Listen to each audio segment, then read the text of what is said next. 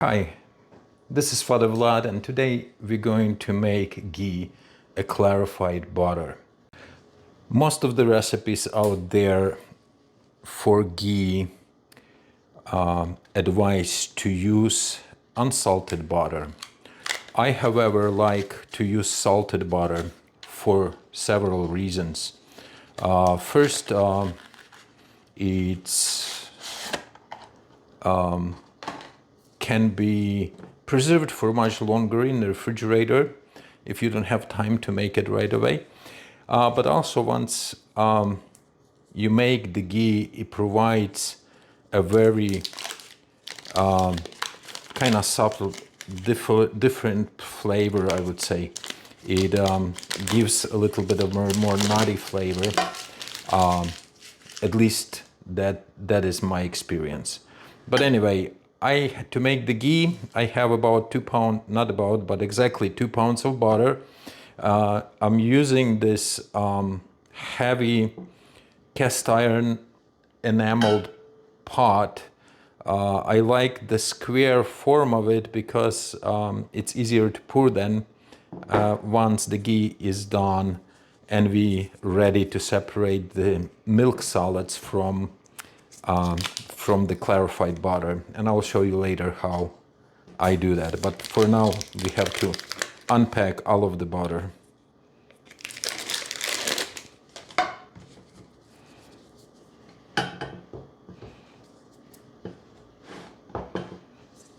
I hope you can see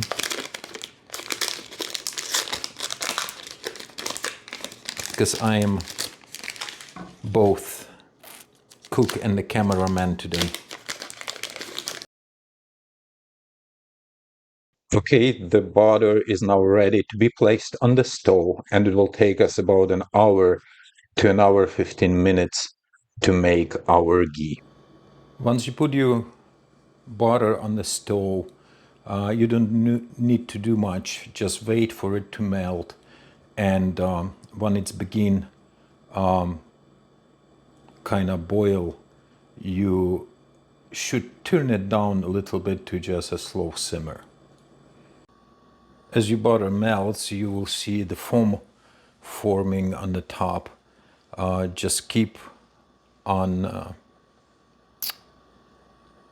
boiling or keep the heat on, and it will go through kind of 3 stages. There will be first a foam forming on top, then this foam will subside, you will see clarified butter, but towards the end there will be another time when the foam will begin to form, and that's the time when you have to watch not to overburn your ghee.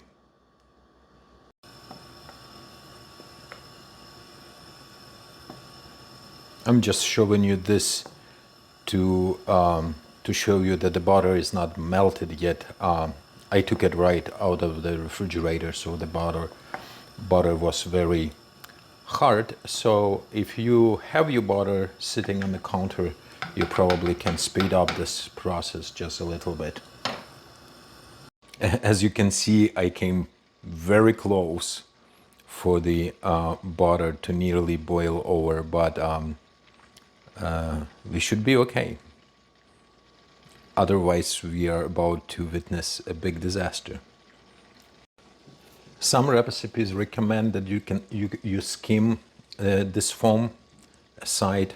I don't bother because basically these are the milk solids that they will eventually caramelize and fall down to the bottom. All you need to do is just a little bit of patience for this foam to begin to subside.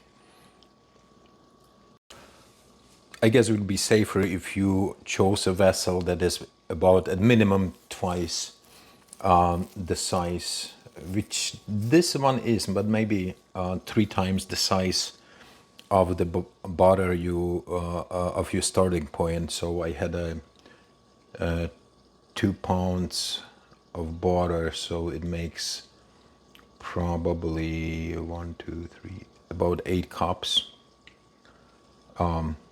So your vessel should be at least 22 cups. As you can see, this foam is beginning to slowly subside, and pretty soon it will be gone all the way down to the level of the melted butter. You can see where the level is if I...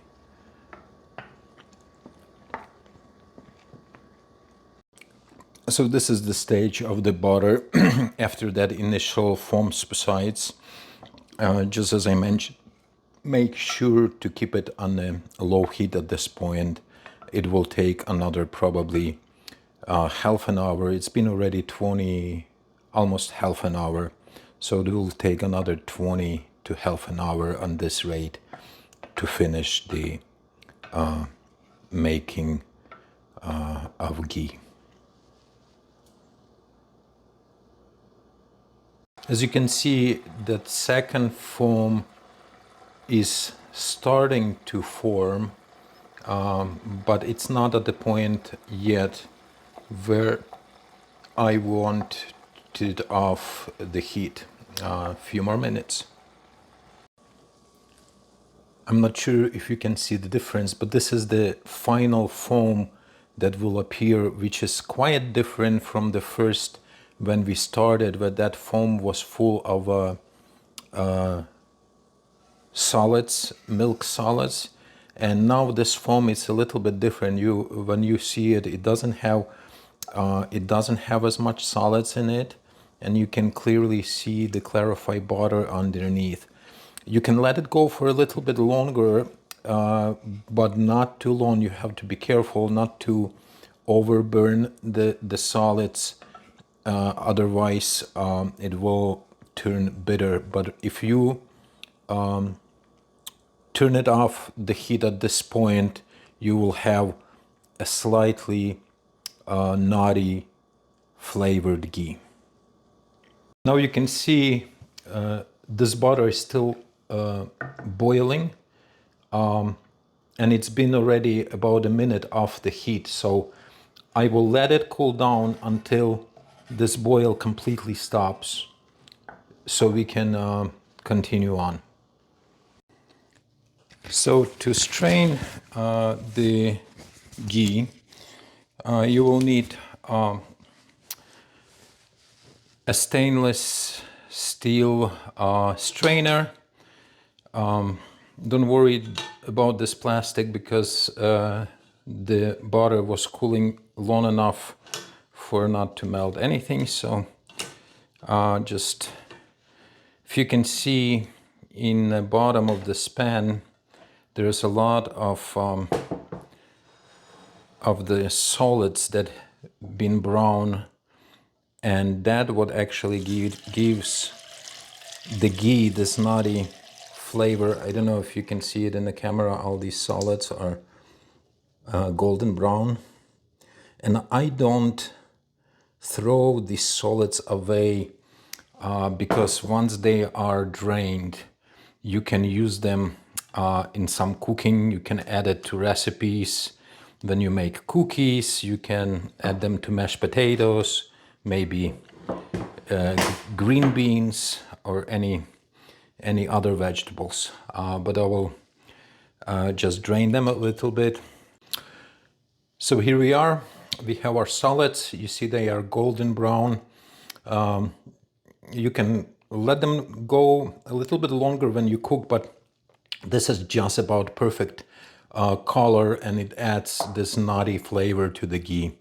Now all we have to do is to transfer this beautiful golden clarified butter into jars to store it and to use it. So to store the ghee or the clarified butter, sorry, I use the wide mouth mason jars.